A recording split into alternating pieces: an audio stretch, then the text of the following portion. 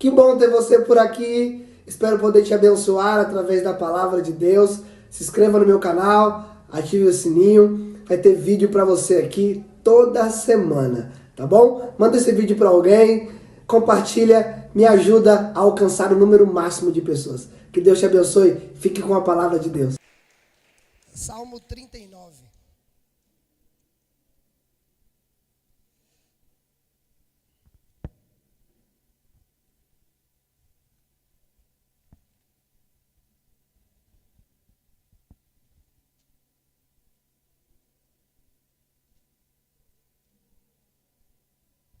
Salmo 39.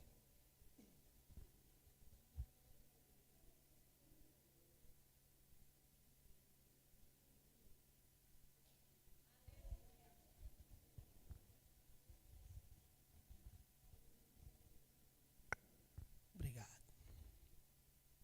Salmo 39.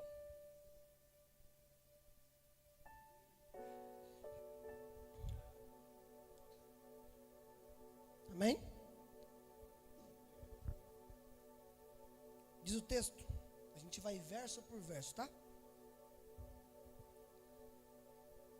Esse salmo é escrito por Davi, composto por Davi. E Davi, antes de a gente ler, para que você entenda com mais facilidade. Davi está passando por um momento meio complicado. Os estudiosos vão concordar que Davi está passando por uma fase e ele está meio deprimido. E isso que Davi sente, essa fase difícil que Davi está passando, é ocasionada pelo pecado. Quando nós cometemos algumas falhas, e quando nós cometemos algumas falhas, isso aponta para errar o alvo. E errar o alvo, para quem estuda um pouquinho, sabe que a palavra pecado significa errar o alvo. Então, todas as vezes que o assunto é relacionado à palavra de Deus e eu erro o alvo, isso significa que eu pequei, que eu falhei. E geralmente, quando nós erramos, cometemos algumas falhas, a nossa mente nos acusa, num nível em que nós passamos a ficar deprimidos. Começamos a nos culpar de algumas coisas, e isso cabe de uma forma especial para quem é cristão já. Porque às vezes, quando eu não tenho um relacionamento com Deus e eu erro o alvo, para mim é normal. Porque eu já vivo na prática de errar o alvo, na prática de pecar. Porém, quando eu assumo um relacionamento com Deus, e Ele começa a direcionar a minha vida, e eu tenho a palavra como um mapa de instrução para mim, é diferente. Porque uma vez que somos cheios do Espírito Santo, nunca mais nós pecamos em paz. Uma vez que nos relacionamos com Deus, passamos a ser chamados filhos. Nunca mais nós pecamos em paz. O pecado passa a nos incomodar. E é aí que entra esse sentimento do salmista. É aí que entra esse estado que ele se encontra deprimido. Então é importante, antes de nós entrarmos no texto, você deixar isso cravado na tua mente e no teu coração, para que você venha ter um entendimento daquilo que eu vim pregar nessa noite. Não importa se você é cristão ou se você veio só cultuar comigo hoje aqui. Todos nós pecamos. A Bíblia diz que aquele que diz que não peca é mentiroso, e o Pai não está nele. Então, mesmo de uma forma indesejada, nós pecamos. O apóstolo Paulo vai dizer que o bem que eu quero fazer, eu não faço. Mas o mal que eu não quero, quando eu vou me dar conta, já fiz. Então, em nós seres humanos existe um algo que nos puxa para o pecado. E o antídoto é o Espírito de Deus. Davi é alguém que tem esse Espírito. Davi é alguém que tem esse relacionamento com Deus. E nesse momento difícil que ele está enfrentando, ele vai compor esse salmo. E eu quero navegar com você agora em verso por verso. Amém? Salmo 39, verso 1. Ele vai dizer: eu disse comigo mesmo, guardarei os meus caminhos, para não pecar contra a minha língua. Porém mordaça a minha boca, enquanto os ímpios estiverem na minha presença. Eu vou ler mais uma vez. Eu disse comigo mesmo, guardarei os meus caminhos, para não pecar com a língua. Porém mordaça a minha boca, enquanto os ímpios estiverem na minha presença. O que o salmista começa dizendo aqui, nesse momento complicado que ele está enfrentando? Ele começa dizendo: eu vou vigiar com minha língua. O que ele está compondo é: eu preciso controlar a minha boca.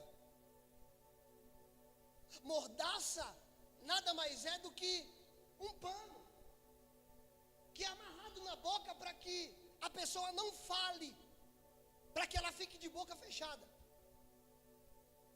O que o salmista está dizendo é: nesse momento tão complicado que eu estou enfrentando, nesse momento complexo psicologicamente falando, eu decido fechar minha boca. Eu decidi tampar a minha boca. Você vai me ajudar a pregar hoje, você vai dizer assim para quem está do seu lado, assim, ó, com muito carinho e respeito. Fala assim: ops. Fala bonitinho, fala assim: ops. No dia que tiver tudo escuro, fala, tudo nublado, fala, cuidado com as suas palavras.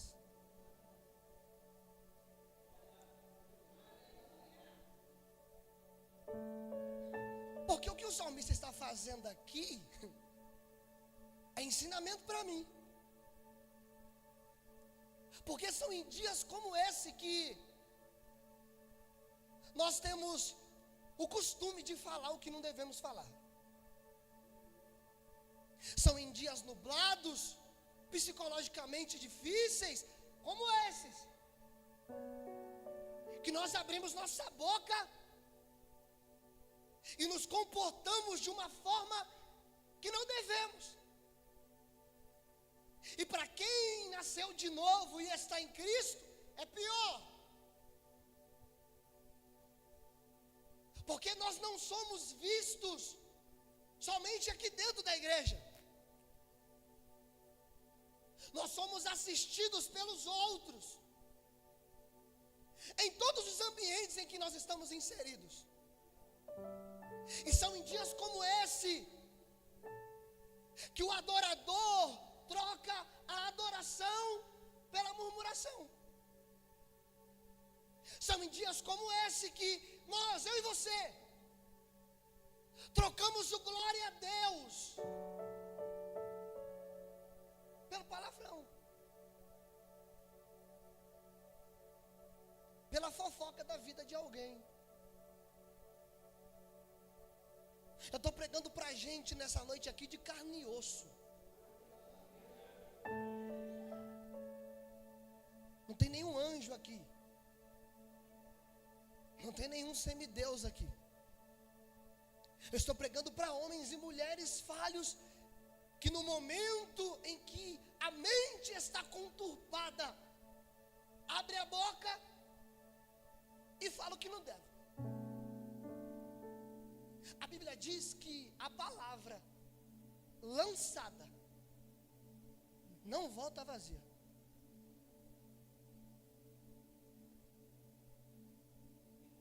A palavra lançada não não volta atrás. A partir do momento que eu abro minha boca e libero uma palavra, essa palavra não volta mais. E o Evangelho de Marcos tem um texto que mexe comigo, porque esse texto diz que aqui dentro do homem, dentro de nós, é daqui de dentro que procede tudo aquilo que não presta. Bebedice, prostituição, e aí por diante. A Bíblia diz que o que contamina o homem não é aquilo que entra, mas é aquilo que... São nesses dias nublados, confusos, que nós passamos a nos comportar o contrário daquilo que a Bíblia diz. A Bíblia diz que a língua tem poder de dar vida e de amaldiçoar também. Ela vai dizer que o homem que faz uso dela comerá do seu próprio fruto. Você percebeu que aquilo que o salmista está dizendo parece algo raso? Mas quando nós entramos na Bíblia é profundo demais. O salmista se calar no momento difícil que ele está enfrentando, aponta para tudo isso que eu estou falando aqui.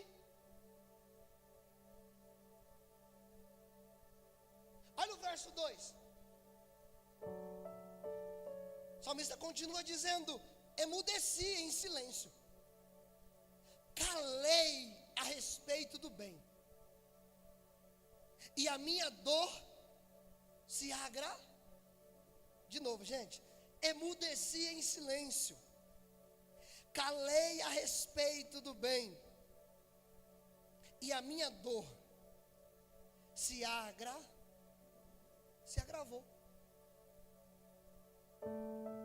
O salmista segue compondo, e depois de dizer que ele tampou a boca, ficou em silêncio, ele está dizendo: esse silêncio agravou o que eu estava sentindo. Esse silêncio potencializou o problema que eu estava enfrentando. Alguém aqui já experimentou ficar em silêncio quando a vontade é falar? Eu já. Alguém aqui já experimentou engolir aquilo que ia dizer?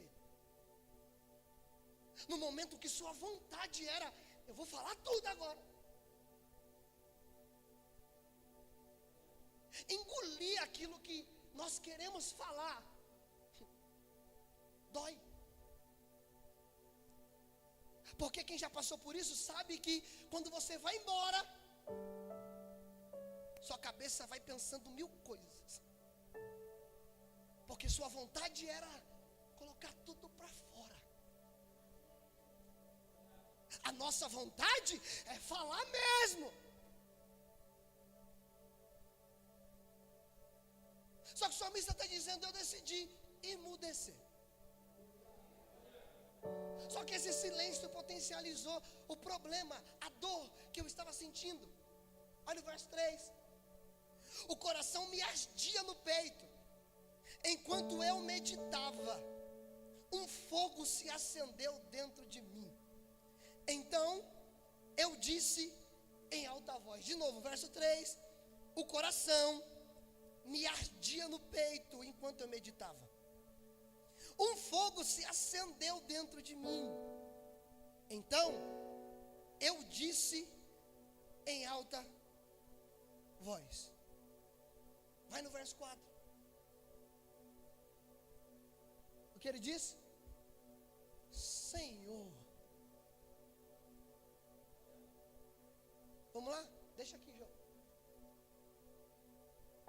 Ele emudeceu. Decidiu colocar uma mordaça na boca. Só que esse silêncio potencializou uma dor que ele estava sentindo, o problema que ele estava enfrentando. E aí ele disse que o coração dele ardia no peito enquanto ele pensava. Pensava no quê? No que ele queria falar e não disse. O meu coração ardia no peito enquanto eu meditava. Então, eu resolvi abrir a boca e dizer, verso 4, Senhor, dá-me a conhecer o meu fim, e qual é a soma dos meus dias, para que eu reconheça a minha fragilidade. De novo, Senhor, dá-me a conhecer o meu fim, e qual é a soma dos meus dias, para que eu reconheça a minha fragilidade. O que o salmista está dizendo nesse momento conturbado é, Senhor, eu já não aguento mais ficar calado. Eu sei que eu sou frágil. Faz o seguinte, diz para mim quanto tempo de vida eu ainda tenho. Diz para mim, até quando eu viverei? O salmista não está legal, gente.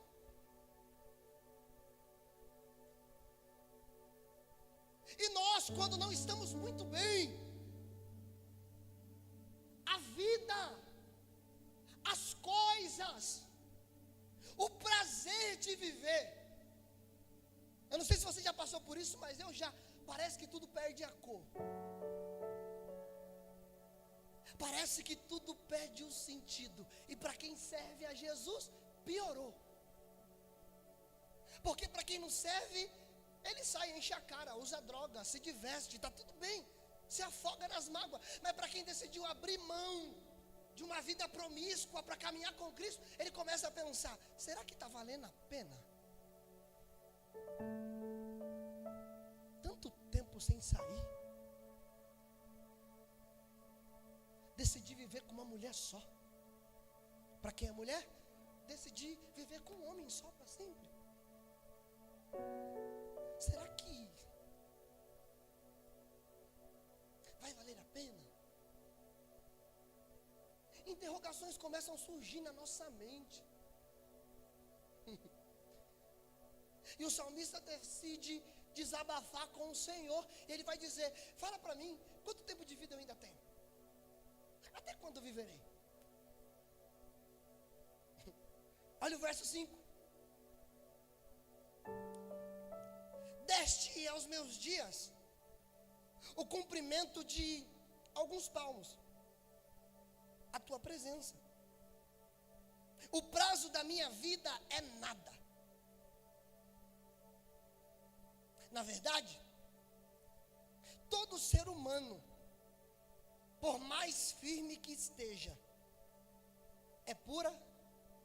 De novo, destes aos meus dias o cumprimento de alguns palmos, a tua presença. O prazo da minha vida é nada.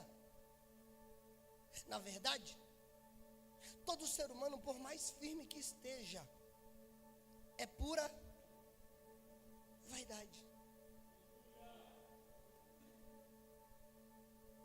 Após desabafar com o Senhor, na verdade ele continua desabafando. Após perguntar quanto tempo de vida ele tinha, ele vai dizer assim, na verdade minha vida é curta. Meus dias de vida não são nada diante de ti.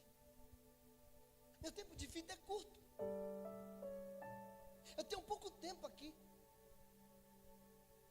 Parafraseando, a nossa vida é como um sopro. A nossa vida é como um vapor que surge e logo desaparece. O salmista começa a indagar, mediante a situação que ele está vivendo. Alguém aqui já se pegou pensando assim, parece que eu corro tanto, trabalho tanto e ainda estou atrasado? Alguém? Porque às vezes eu me pego assim, como pastor, trabalhando, me desgastando, sonhando com um monte de coisa, querendo acelerar o processo. E parece que mesmo em meio a tudo isso, eu ainda estou atrasado. Parece que nós perdemos muito tempo da nossa vida. Parece que o propósito de viver, a alegria de desfrutar da vida que Deus nos deu, se perde. Só que o salmista vai dizer: tudo é vaidade.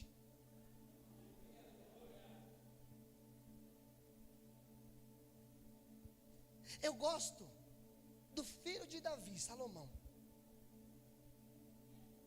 porque Salomão vai falar sobre vaidade. Só que quando você estuda o Eclesiastes e você encontra ele falando a respeito da vaidade, eu não sei se é Provérbios ou Eclesiastes que está, mas enfim, quando você encontra a respeito da vaidade, e você estuda a passagem, você vai identificar que Salomão vai dizer que tudo é vaidade. Só que tem um detalhe que a gente perde de vista, porque Salomão está se referindo a tudo ser vaidade debaixo do sol.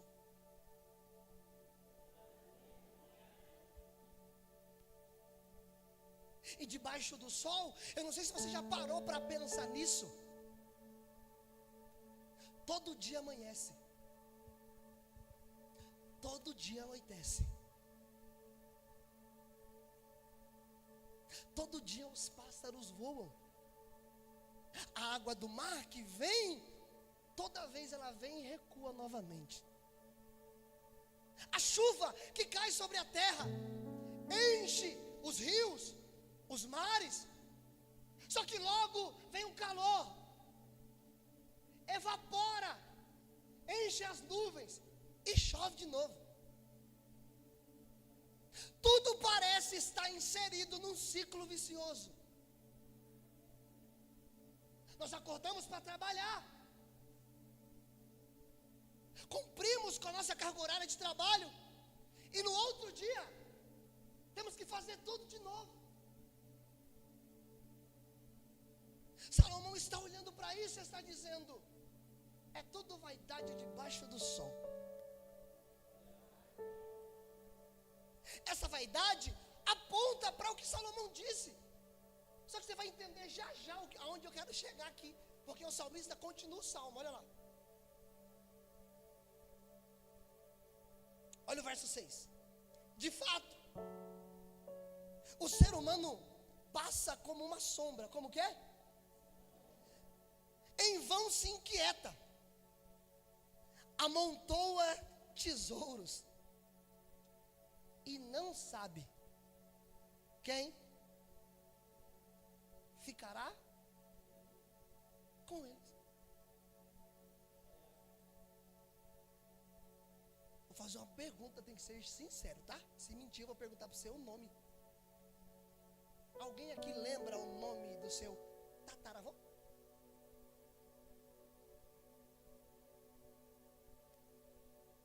Se em meio a todo mundo que está aqui tiver 5, é muito. E eu acho que não tem nenhum. Da tataravó, lembra? A maioria não vai lembrar, alguns lembram. Pastor, o que o senhor quer dizer com isso? Eu quero dizer que tudo é tão vaidade que talvez o seu bisneto não vai saber seu nome.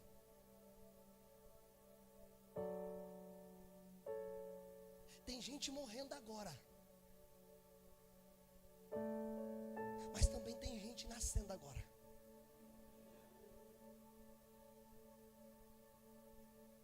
O salmista está dizendo: o homem se inquieta, o homem não para quieto, buscando um propósito de vida, realizar os seus sonhos. Alguns conseguem acumular riqueza, mas eu estou dizendo uma coisa: tudo é vaidade. Porque o que eles juntam, eles nem sabem quem vão desfrutar. Alguém pode pensar assim: não, o homem rico, que trabalhou a vida inteira, montou projetos. Você tem a ideia de que o seu neto pode não desfrutar de nada do que um homem rico construiu? Pastor, como? É só o filho desse homem falir a empresa que ele levantou.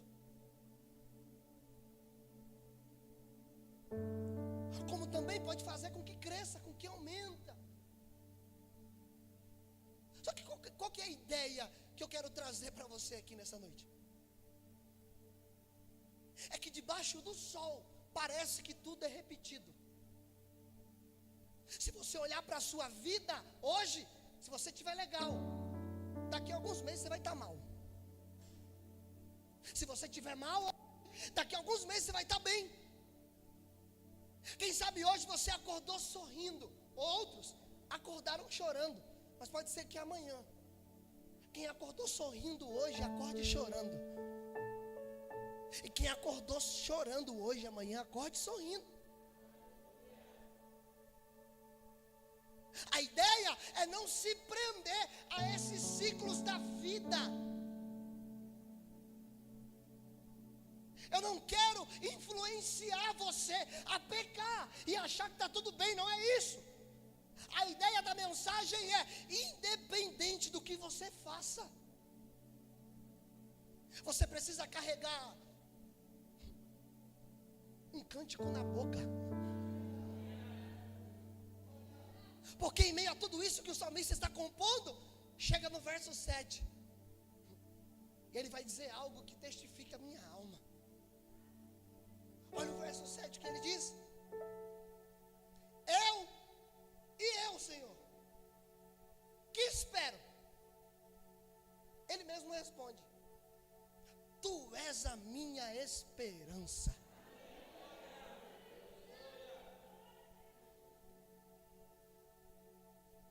Em meio a tudo que está acontecendo, as confusões na cabeça do salmista, aos pontos de interrogações que estão surgindo, ao momento difícil que ele está enfrentando, no verso 7, o salmista mesmo falando tudo isso, abrindo a boca, desabafando com Deus, aleluia. Ele se lembra que Deus está no controle de todas as coisas. Ele vai dizer: ainda que eu não saiba quantos anos de vida eu tenho aqui, ainda que eu não saiba até quando eu viverei, ainda que eu não saiba como será o meu dia de amanhã, a minha esperança está em Ti. Ainda que a vida dos homens seja tudo vaidade, ainda que os dias pareçam ser repetidos, ainda que eu pareça estar atrasado no tempo, a minha esperança está em Ti. Porque debaixo do céu podemos não entender o propósito, mas a Bíblia diz que nós somos formados, nós somos feitos para a glória de Deus. E quando nós entendemos o nosso chamado e o propósito da nossa existência, a nossa esperança está em Deus. Posso dizer uma coisa? Se você está vivo, viva. Se você tem saúde, desfrute. Quando tiver condição de viajar, viaje mesmo. Tire férias mesmo. Quando você estiver em casa com sua família, conte piada, sorria, se divirta. Nós não sabemos o nosso dia de amanhã. A Bíblia diz: basta o homem cada dia o seu mal, porque o amanhã pertence a Deus. E a minha esperança está em Deus. Se amanhã o seu dia amanhecer nublado e você não enxergar motivos para cantar, lembre-se que Deus é a sua esperança.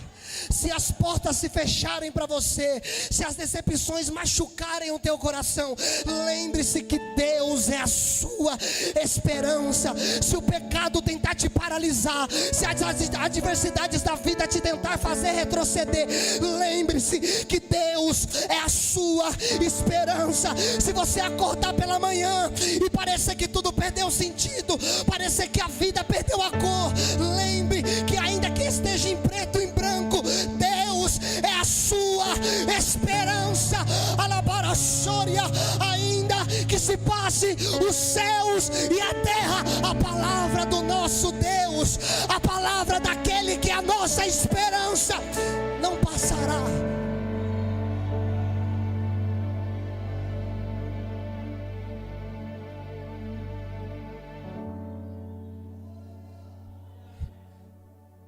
Dia 7 nós temos ceia.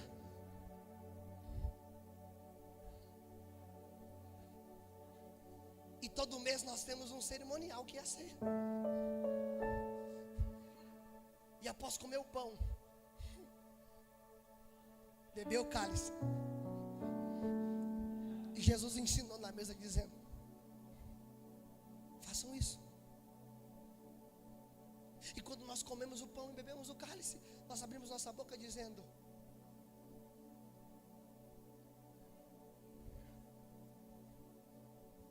até que Ele venha.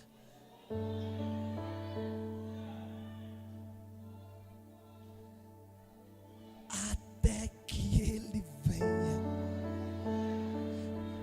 Eu não sei como você chegou aqui nessa noite, não sei. Sinceramente eu não sei como é que está o seu emocional, como está a sua vida pessoal. Você chegou aqui para celebrar Jesus, eu não sei como está a sua mente nesse exato momento, enquanto eu prego, enquanto Deus fala com tua alma. Mas eu trago uma mensagem de Deus, e essa mensagem é esperança. Eu trago uma mensagem de Deus nessa noite para a tua alma, e essa mensagem é esperança. Alabara Soria, eu trago uma mensagem de Deus nessa noite, e a mensagem é esperança. Jesus é a nossa esperança. Jesus é quem colore os nossos dias. Jesus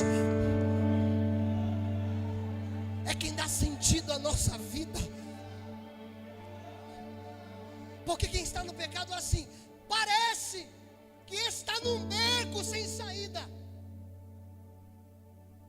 Quem está com pensamento como Davi, parece que tudo perdeu a cor. Só que o salmista está dizendo: está sem cor.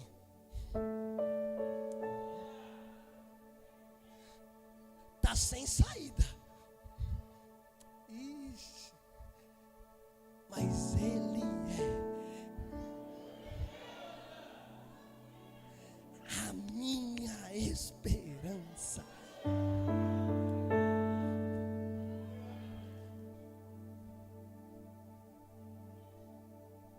Porque quem tem Jesus como esperança descobre que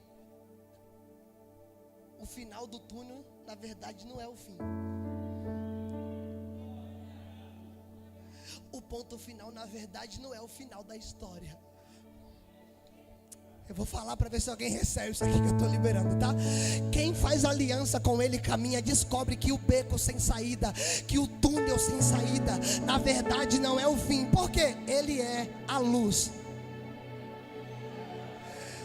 do fim do túnel, cara. Ele é, aleluia, a letra maiúscula da próxima frase após o ponto final.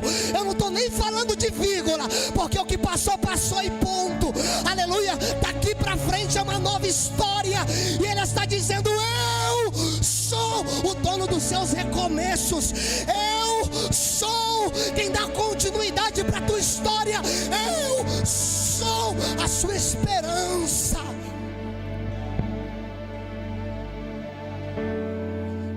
Eu sinto Ele. Eu sinto Ele. Eu sinto Ele. Eu sinto Ele. Eu sinto Ele conversando com minha alma. Eu sinto Ele me conversando com minha alma. Eu sinto Ele me abraçando aqui agora. Eu sinto Ele.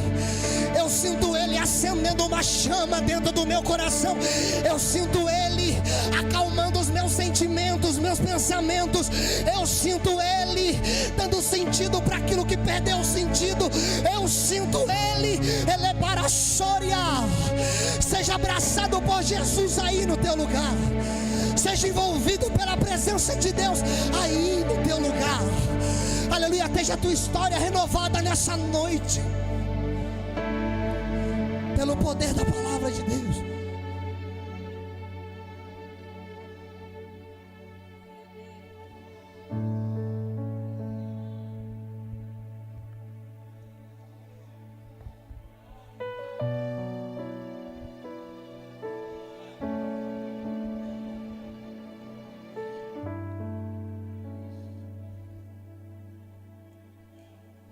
Olha o verso 12.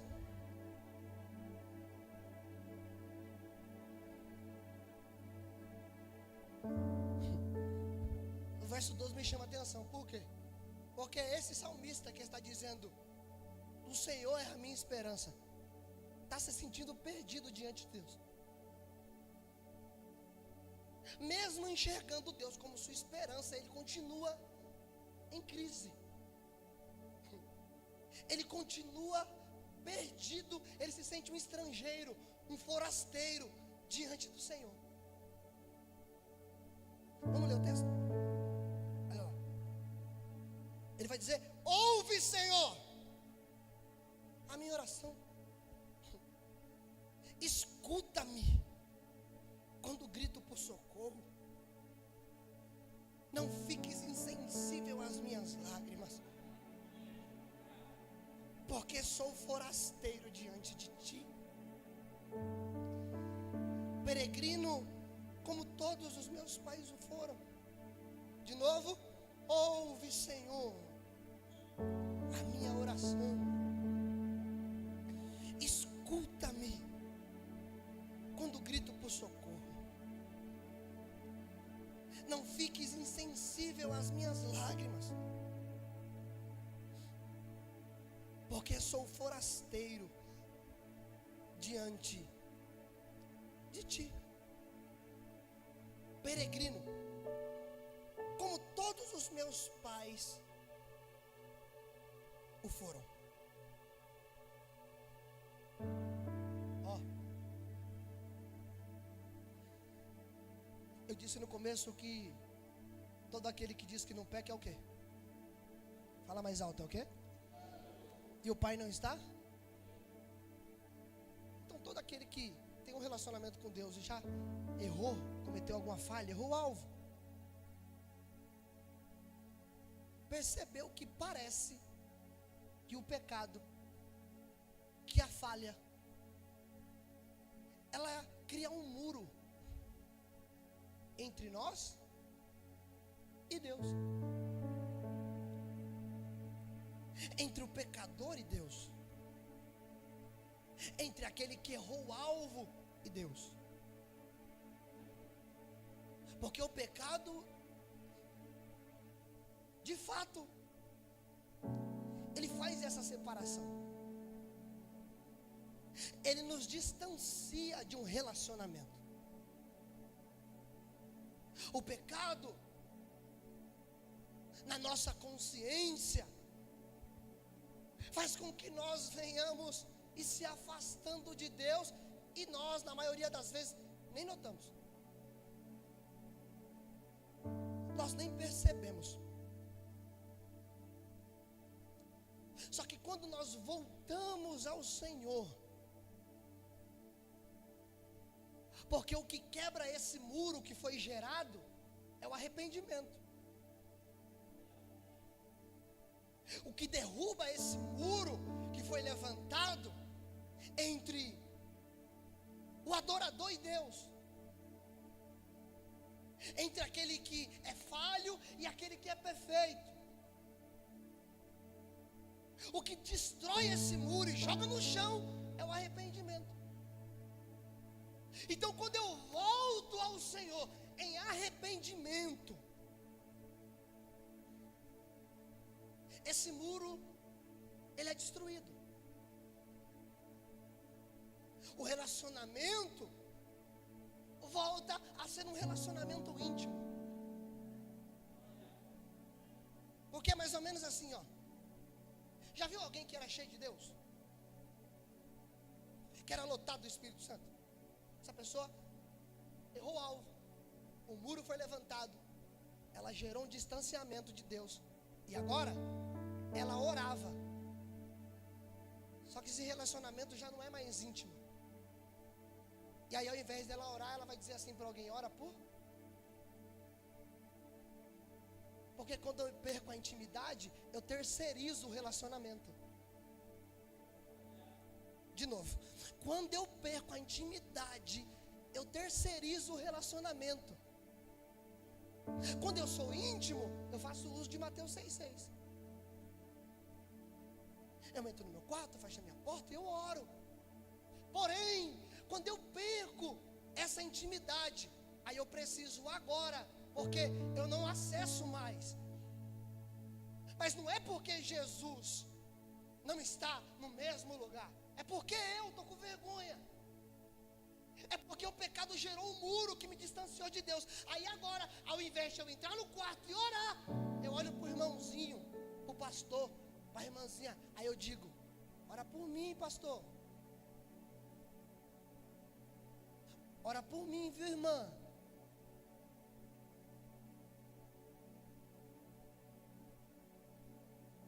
E a quebra desse muro, quando eu falo assim, arrependimento, é algo simples, mas é complexo.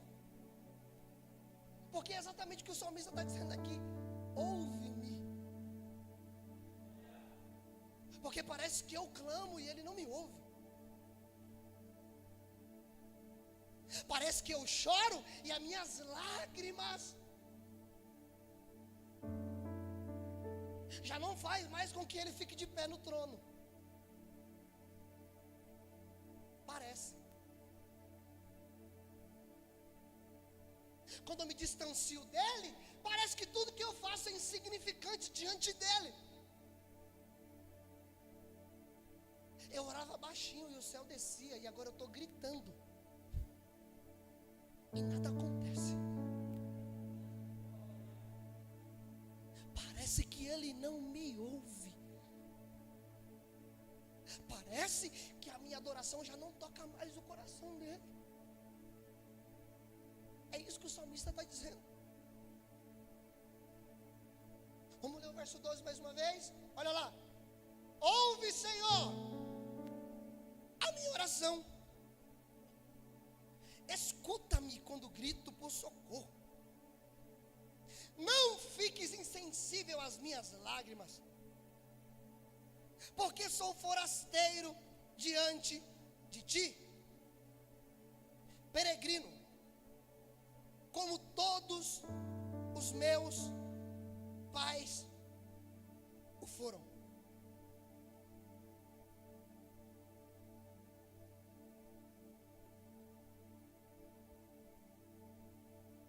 Fazer uma pergunta e você responde para você mesmo, tá? Em silêncio mesmo. Você se encontra como esse salmista aqui? Responde para você mesmo. Parece que Deus não te ouve. Tem gente que veio cultuar nessa noite aqui, sabe por quê? Eu preciso que Deus fale comigo.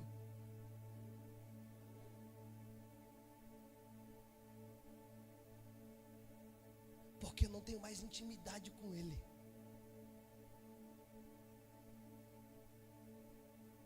Porque se tem um lugar que Deus fala mais do que aqui, é na intimidade.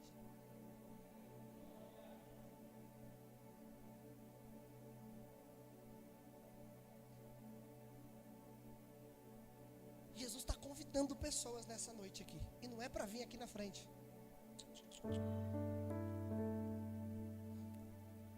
Jesus está te convidando a tomar um choque de realidade. Jesus está te convidando ao arrependimento.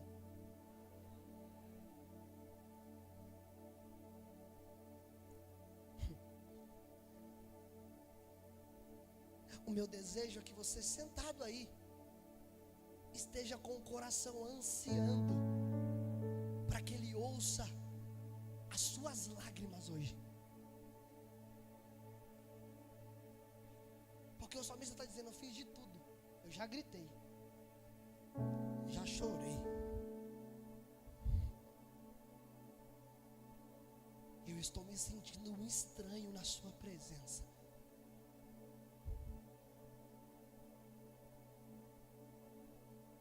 Eu estou me sentindo estranho diante de ti.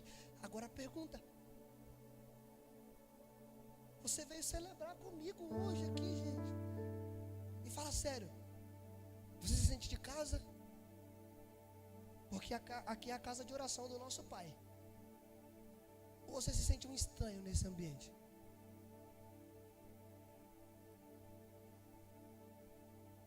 Você cantou a adoração aqui, os louvores. Parece que Deus te ouviu?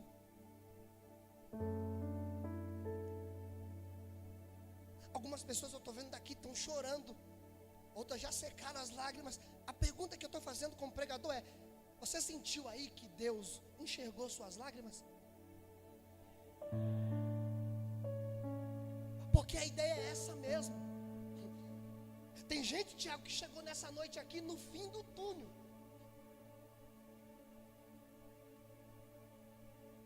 Só que no fim do túnel encontrou com a esperança. Tem gente que chegou aqui hoje achando que a história acabou, que a vida vai ser sempre a mesma coisa. Só que a esperança marcou um encontro com você nessa noite, nesse ambiente. Antes de você chegar, eu orei em cada cadeira enquanto eu arrumava. Antes de você chegar, eu intercedi pela sua vida sem saber que você sentaria nesse lugar. E a minha oração para Deus era: Deus, aleluia, escreve uma nova história para quem sentar nessa cadeira. Deus, dá sentido para a vida da pessoa que sentar nessa cadeira. Deus, que nessa noite seja um novo tempo na vida de alguém que sentar nessa cadeira. Eu não sei quem vai sentar nesse lugar, mas o teu Espírito que está no nosso amanhã, o teu Espírito que é o dono dos nossos dias, o teu Espírito que está no controle de todas as coisas, o teu Espírito, Ele sabe. Eu vou terminar agora. Por quê? Porque a palavra vaidade, no original, tanto do grego quanto do hebraico. De novo, a palavra vaidade, tanto no original grego quanto no hebraico, traz a ideia de vazio. E eu explico e fecho a mensagem. Pastor, por que vazio? Simples. Uma das metáforas para explicar esse vazio é como um homem que a sua vida inteira correu atrás de um tesouro. Ele encontrou esse baú.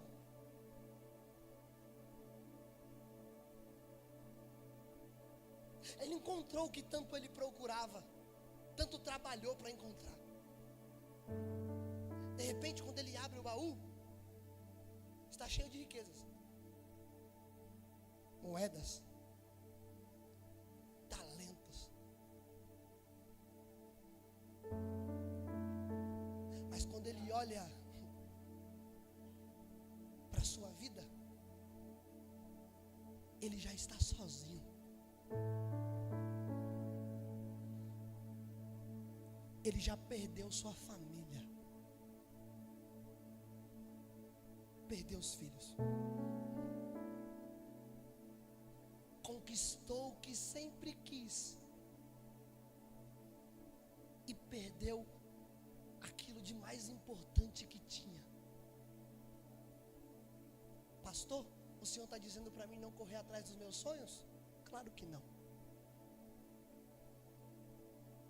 O que o Senhor está dizendo então, pastor? Simples. Desacelera.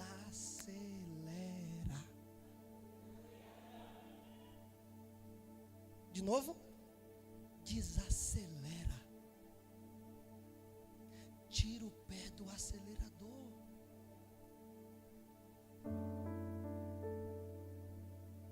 Você está correndo demais. E no final, só vai restar você. E aquilo que você sempre quis.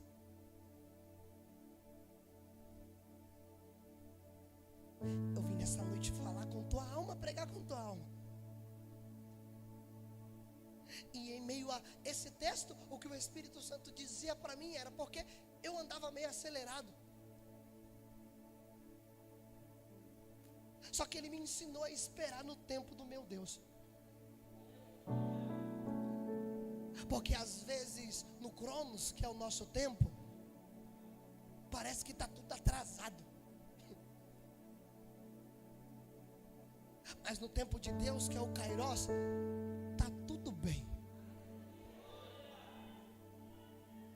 No nosso tempo, nós olhamos para o irmão da direita, para o irmão da esquerda.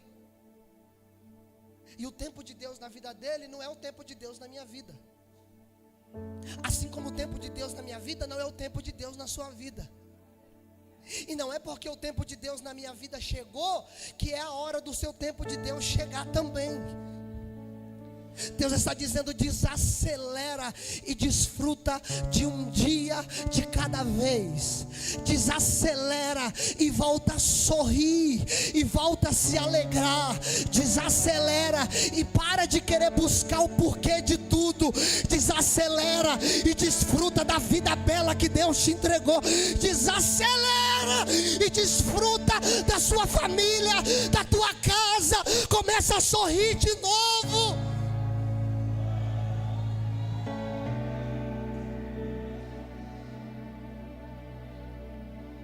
Eita! Eu termino esse sermão dizendo: se você puder fechar os seus olhos comigo, não precisa apagar a luz. Fecha os olhos. Uma oração que eu fiz em casa, eu vou repartir com você. E se você crê naquilo que eu estou orando aqui, você pode só dizer assim, ó, que assim seja no seu coração. Deus, eu termino esse sermão repetindo a oração de casa.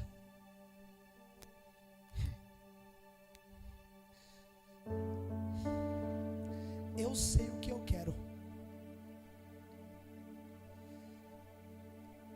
mas o Senhor sabe o que eu preciso.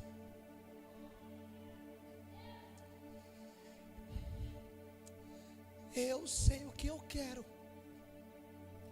Nós sabemos o que nós queremos, mas é o Senhor quem sabe o que nós precisamos. Na verdade, o que eu quero, o dinheiro pode comprar. O que eu quero, os homens podem dar. Mas o que eu preciso, só o Senhor sabe. O trabalho dos nossos braços não tem a capacidade de dar aquilo que nós precisamos. Mas o Senhor sabe no detalhe o que cada um daqueles que estão aqui nessa noite precisa. É por isso que nós finalizaremos esse culto aqui agora, exclamando, gritando como o salmista um dia gritou, dizendo: Deus me ouve.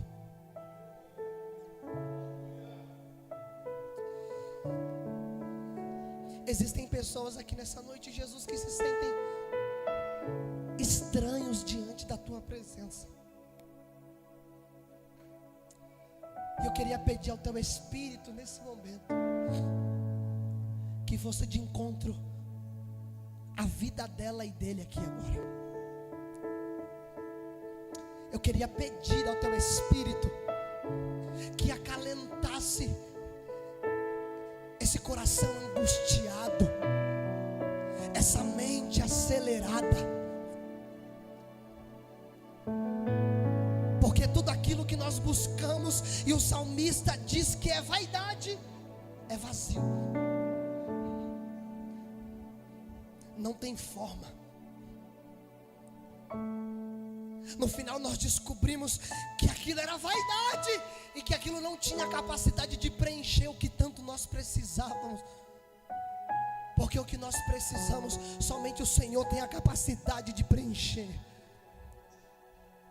Porque o que a nossa alma necessita, somente o Senhor tem a capacidade de entregar. É por isso que nós oramos. Eu grito aqui agora, em nome do teu povo, nos ouve. Descreva nossas lágrimas, abraça-nos, que possamos voltar a sorrir, que possamos voltar a ser felizes na tua presença, que possamos, Deus, aleluia, desfrutar daquilo que nos foi entregue, que possamos viver um dia de cada vez, que possamos desfrutar ao máximo